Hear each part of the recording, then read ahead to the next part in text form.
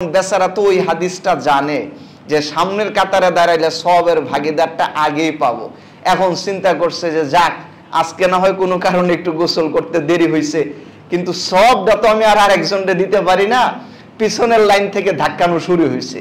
প্রথম একজনকে কোনি দিয়া ডান পাশে ফালাইয়া দেয়া সামনের কাতার আরেকটা কোনি দিয়া তার পরের কাতার, এরকম করতে করতে মোটামুটি ইমাম সাহেবের পিছনে আর একটু ধাক্কা দিলে ইমাম সাহেব যায় আর কি। রাসূল আকরাম সাল্লাল্লাহু আলাইহি সাল্লাম জুমা মসজিদে আগে আসার ব্যাপারে উৎসাহিত করেছেন এবং রাসূল সাল্লাল্লাহু আলাইহি সাল্লাম পুরস্কারও ঘোষণা করেছেন। আগে আসলো তো উটের কুরবানির সওয়াব, তারপরে আসলো তো গরু, তারপরে আসলো তো ছাগল। এইভাবে যে একটি সওয়াবের ধারাবাহিক বর্ণনা রাসূল দিয়েছেন, বোঝা যায় জুমা মসজিদে আগে আসার পিছনে অনেক গুরুত্ব রয়েছে। তো এখন এটা আমরা ফলো করব বটে, কিন্তু এর মানে এই নয় যে এই প্রতিযোগিতায় অংশগ্রহণ করতে যে আরেকজনের মনে আমি দাগ কাটবো, আরেকজনের শরীরে আমি আঘাত করব, এটা কিন্তু আবার সুন্দর না। রাসূল সাল্লাল্লাহু আলাইহি সাল্লাম বলেছেন তো আগের কাতারে আসলে পরে এই সওয়াবগুলো ইমামের পর থেকে ডান দিক থেকে বন্টিত হতে থাকে, তারপরে এইভাবে তারপরের কাতারে আবার ডান দিক থেকে তারপর ওইদিকে শেষ হয়।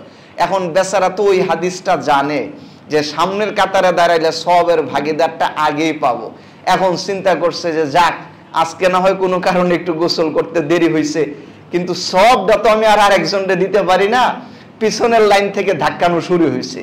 প্রথম একজনকে কোনি দিয়া ডান পাশে ফালাইয়া দেয়া সামনের কাতার আরেকটা কোনি দিয়া তার পরের কাতার, এরকম করতে করতে মোটামুটি ইমাম সাহেবের পিছনে আর একটু ধাক্কা দিলে ইমাম সাহেব যায় আর কি।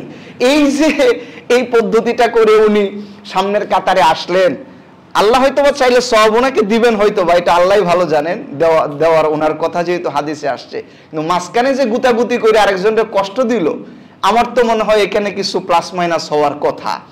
আরেকজনের মনে কষ্ট দেওয়া, আরেকজনকে অহেতুক কাউকে টর্চার করা, জুলুম করা, এটা ইসলামের মূল শিক্ষা না।